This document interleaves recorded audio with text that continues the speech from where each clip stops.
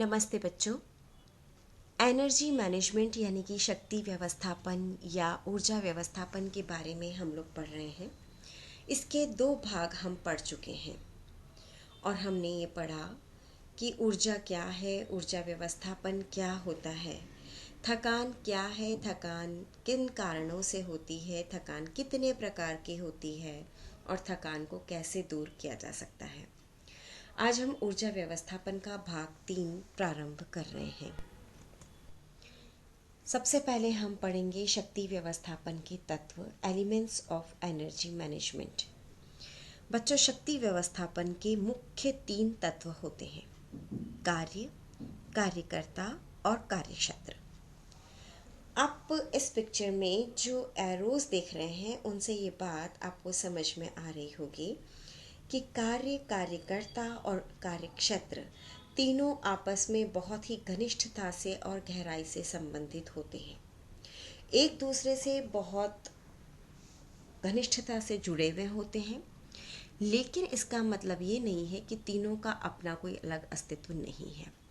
तीनों का अपना अपना अलग अलग अस्तित्व होता है। इन तीनों को एक दूसरे से पृथक भी नहीं किया जा सकता है, लेकिन पृथक पृथक रूप में तीनों की अपना एक अलग ही महत्व होता है। ये तीनों एक दूसरे को प्रभावित करते हैं और एक दूसरे के बिना तीसरे की वैल्यू नहीं होती है। जैसे बच्चों, कार्य है, कार्य रखा हुआ है लेकिन कार्य करने वाला नहीं है, और कार्यक्षेत्र भी है, कार्य भी है लेकिन कार्य करने वाला नहीं है, तो कार्य और कार्यक्षेत्र का कोई मूल्य नहीं रह जाता। इसी प्रकार से बच्चों, कार्य करने वाला भी है, कार्यक्षेत्र भी है, लेकिन कोई कार्य नहीं है जो कि उसके द्वारा किया जाना है, तो कार्यकर्ता और कार्यक्षेत्र का कोई महत्व नहीं रह जाता है। इसी प्रकार कार्य भी है, कार्य करने वाला भी है, लेकिन बच्चों स्थान नहीं है जहाँ पर कि कार्य का संपन्न होना है, तो कार्यक्षेत्र का भी बिना कार्य और कार्यकर्ता के कोई मतलब नहीं रह जाता है। तो कार्य और कार्यकर्ता दोनों हैं और कार्यक्षेत्र नहीं है तो भी कोई मतलब नहीं रह जाता है। तो बच्चों, हम ये कह सकते हैं कि कार्य, कार्यकर्ता और कार्यक्षेत्र बहुत ही अधिक महत्वपूर्ण है और तीनों तत्व आपस में घनिष्ठता से जुड़े हुए हैं। तीनों का अपना अपना एक अलग अलग पृथक अस्तित्व है। तीनों एक दूसरे को प्रभावित करते हैं और इन्हें पृथक नहीं किया जा सकता। तो बच्चों, ये हमने पढ़े शक्ति व्यवस्थापन के 3 तत्व, कार्य, कार्यकर्ता और कार्यक्रम। अब हम बात करते हैं विस्तार से कार्य के बारे में।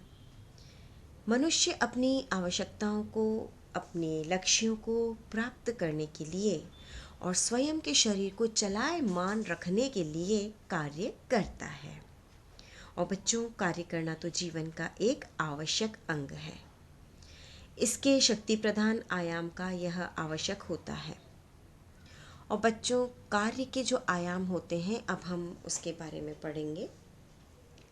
कार्य के आयाम, सबसे पहला होता है शारीरिक आयाम। मशीन से बच्चों अच्छा कार्य तब तक होता है जब तक कि वह एक ही तरह का सरल कार्य लगातार करती है, और हमारा मानव शरीर भी एक प्रकार की मशीन है। मानव शरीर स्फूर्ति और सफलता से कार्य तभी कर सकता है बच्चों, जबकि शरीर की मांसपेशियां, शरीर के संवेग और मस्तिष्क तीनों ही कार्य में जुटे हों। जिस कार्य में व्यक्ति केवल गति और क्रियाएं करता है, उस कार्य में व्यक्ति को थकान जल्दी होती है। तो बच्चों, ये जो थकान होती है जिसमें कि गति, क्रियाएं और मांसपेशियों का इन्वॉल्वमेंट होता है, तो ये जो थकान होती है बच्चों, ये मनोवैज्ञानिक नहीं होती है, लेकिन इसमें जो थकान होती है वो लैक्टिक एसिड के मांसपेशियों में जमा होने से होती है। आपको याद आ रहा होगा, मैंने बच्चों भाग 2 में पढ़ाया था कि थकान कैसे होती है, शारीरिक थकान कैसे होती है। तो जिस भी कार्य में व्यक्ति शारीरिक गतियां करता है, क्रिया करता है, तो जो थकान होती है वो मनोवैज्ञानिक नहीं होकर के शारीरिक थकान होती है। और ये जो शारीरिक थकान होती है, ये थकान लैक्टिक अम्ल के मांसपेशियों में जमा होने से होती है।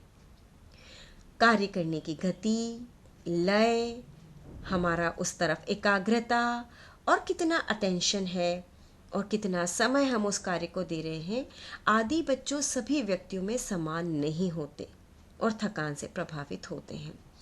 तो शारीरिक आयाम कार्य का यह है बच्चों कि जब कोई सा भी कार्य किया जाता है तो उस कार्य में हमारी मांसपेशियां, संवेग और मस्तिष्क कार्य में जुटे रहते हैं। और जबकि हमारी मांसपेशियां पूरी तरह से कार्य में जुटी हुई है बच्चों, तो थकान शारीरिक होती है। उस समय हो सकता है कि मनोवैज्ञानिक थकान ज़्यादा नहीं हो, लेकिन शारीरिक थकान हो सकती है।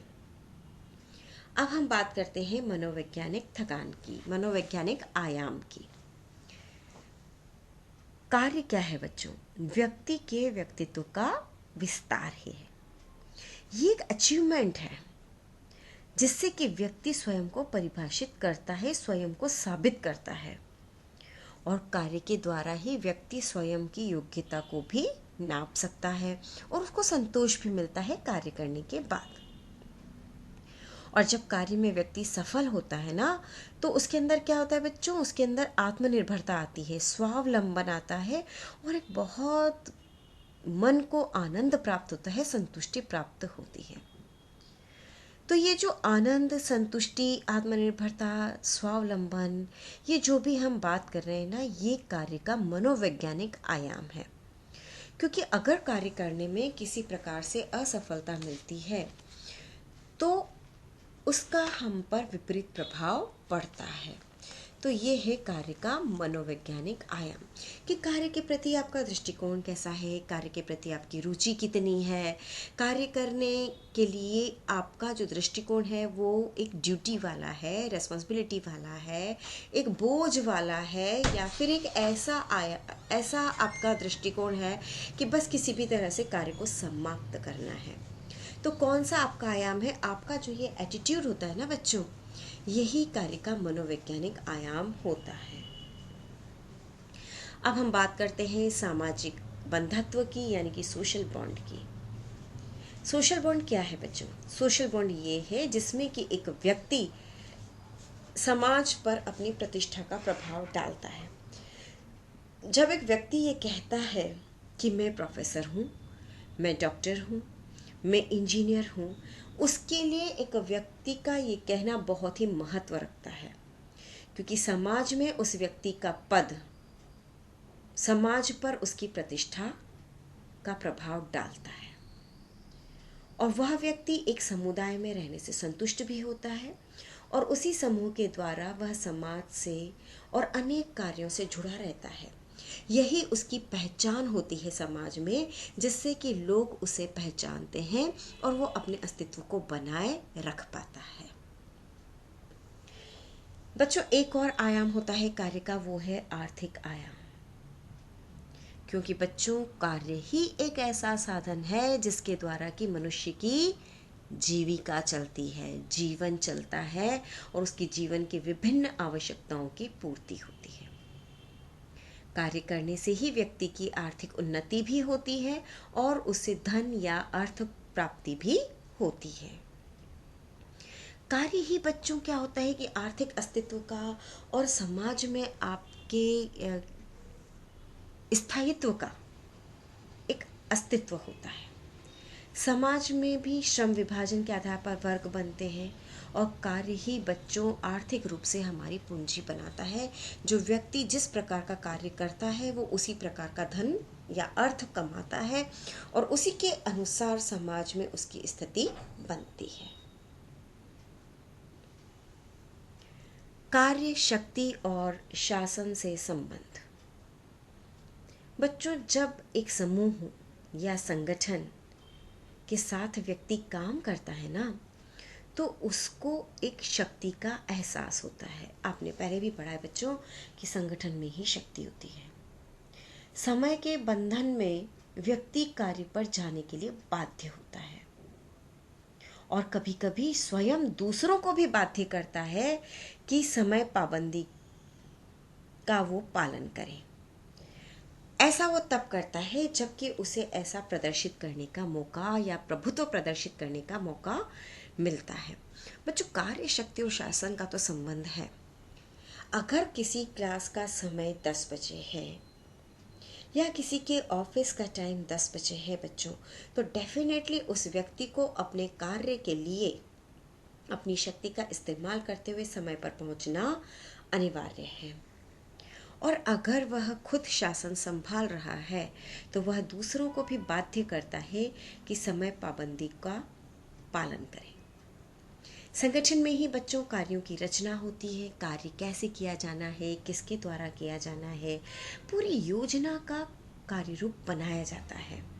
योजना बनाई जाती है, कार्य को संपादित किया जाता है, उसे मूल्यांकन किया जाता है और उसे लागू किया जाता है।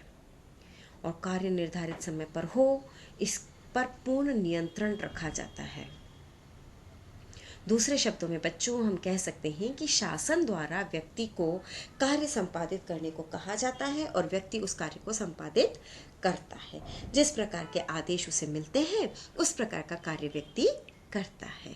इसलिए बच्चों, कार्य, शक्ति और शासन तीनों में गहरा संबंध होता है। हमारा लास्ट पॉइंट है बच्चों कि कार्यों का शारीरिक ऊर्जा मूल्य। शारीरिक ऊर्जा मूल्य से तात्पर्य है बच्चों कि किसी कार्य को करने में किसी व्यक्ति के द्वारा कितनी ऊर्जा व्यय होती है। एक कार्य को करने में जो ऊर्जा का व्यय होता है बच्चों, वह शरीर के द्वारा प्रति मिनट ऑक्सीजन के उपभोग की मात्रा होती है। बात समझ में आ रही है बच्चों? फिर से सुनिए कि एक कार्य को करने में जो ऊर्जा व्यय होती है, ठीक है, किसी कार्य को आपने किया, जैसे सपोज आपने घर पे मॉपिंग का काम किया, उस मॉपिंग के काम के दौरान जो शरीर से ऊर्जा व्यय होती है, वो शरीर के द्वारा हर मिनट में आपने कितनी ऑक्सीजन का उपभोग किया है उसकी मात्रा होती है। ऊर्जा मूल्य कैलोरी प्रति घंटा प्रति शारीरिक वजन से दर्शाई जाती है। और जब व्यक्ति विश्राम की अवस्था में होता है तो भी बच्चों कई कार्यों के लिए ऊर्जा व्यय होता है, जैसे कि आधारी उपापचय दर को घटा देने के पश्चात हमें प्राप्त होती है। जब विश्राम की अवस्था होती है ना, तो आधारी उपापचय दर को अगर जो हम कैलोरी मूल्य नाप रहे हैं, जो कि प्रति घंटा प्रति शारीरिक वजन से, उससे अगर घटा देते हैं तो उसके बाद जो प्राप्त होता है उसे हम ऊर्जा मूल्य कहते हैं। बच्चों, फिर से सुनिए और ध्यान दीजिए कि किसी एक कार्य को करने में जो ऊर्जा व्यय होती है, वो जो ऊर्जा का खर्च हो रहा है ना, वो शरीर ने प्रति मिनट कितनी ऑक्सीजन की मात्रा का उपभोग किया है वह होता है। ऊर्जा मूल्य कैलोरी प्रति घंटा प्रति शारीरिक वजन से दर्शाई जाती है और विश्राम की अवस्था में आधारीय परावर्तित दर यानी कि बेसल मेटाबॉलिक रेट को घटा देने के पश्चात प्राप्त होती है। उसे हम कहते हैं कि एक कार्य को करने का ऊर्जा मूल्य।